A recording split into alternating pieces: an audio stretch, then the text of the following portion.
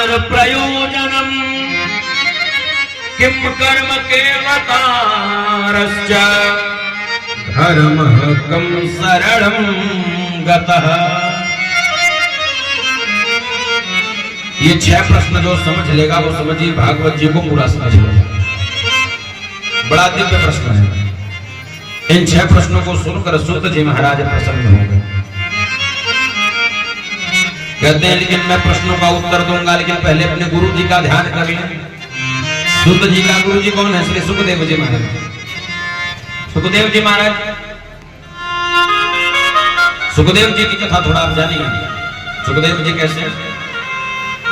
एक बार माता पार्वती जी ने जिद किया भगवान शंकर से कि मुझे अमर कथा सुनाइए। शिव जी ने कहा देवी अमर कथा तो सुनाऊंगा, लेकिन ऐसे स्थान पर सुनाऊंगा जहां आपको छोड़कर और कोई न हो। और देवी एक शर्त रहेगी हमारी और आपकी। क्या? शिव जी ने कहा मैं कथा गाऊंगा तो आंख बंद करके गाऊंगा।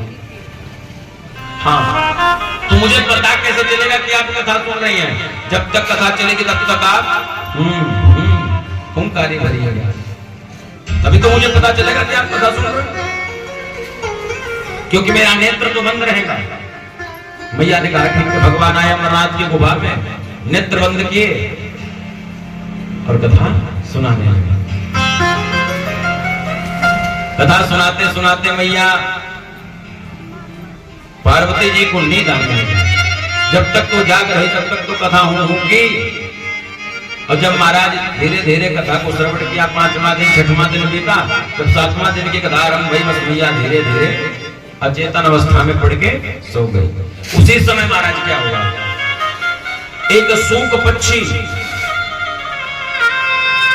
विहार करते हुए एक अंडे को जन्म दिया। सूक का अंडा जैसे उस अंडे को जन्म दिया, तुरंत बर्फीली हवा चली। जब बर्फीली हवा चली तो वो अंडा फूट गया। जब वो अंडा फूट गया तो वहां से सूक दोनों दंपत्ति उड़ के चले गए, अंडे को वहीं छोड़ दिया। अब अंडे से धीरे से वो छोटा सा सूक पक्षी महाराज जन्म लिया। वो सोचा कि अगर अगर मैया तो करना बंद कर दें और अगर हूं कोई नहीं करेगा तो बाबा कथा सुनाना बंद कर देंगे। इसलिए वो हूं करने लगा। कौन? वो पक्षी। तो बाबा को लगा मैया हूं कर रही है, हूं कार्य कर रही है। जब कथा पूर्ण भया बोल वृंदावन बिहारी लाल की जय। भगवान ने नेत्र खोला तो देखे देवी देवी तो चली। शंकर जी को क्रोध आ गया तो फिर कथा कौन सुन ली? देखिए शंकर जी को इस बात पर क्रोध नहीं आया कि सूक ने कथा सुन लिया। इस बात पर क्रोध आया कि सूक ने जो कथा सुना वो पीछे से कथा सुना। इसलिए कभी पीछे से कथा नहीं सुनना चाहिए, कभी भी आगे से कथा सुनना चाहिए। अब भगवान त्रिशूल लिए दौड़ाने लगे।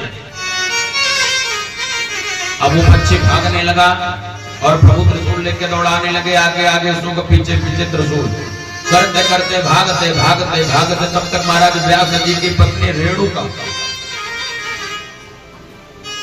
उनको कोई महाराज संतान नहीं था। घूमते घूमते सुखदेव जी ने सोचा महाराज की इससे बड़ा स्थान कहीं मिल नहीं सकता। उसी समय उनको जम्हाई आ गया। जैसे ही जम्हाई ली तो सुखदेव जी महाराज गट से गए, उनके गर्भ में चले गए। जब गर्भ में चले गए तो बाबा का त्रिशूल